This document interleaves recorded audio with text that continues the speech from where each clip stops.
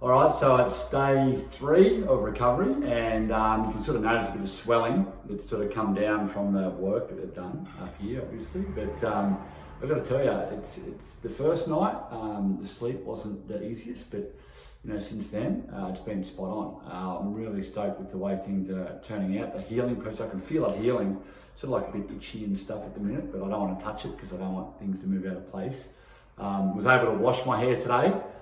Just gently on the front with the special shampoo that was provided, which was cool.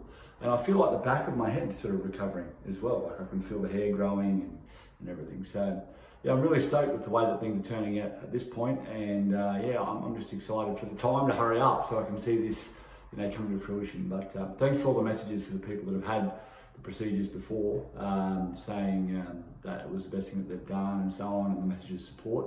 It's been great. But yeah, I'll take some photos now and show you a little bit more of a close-up version of how things are looking.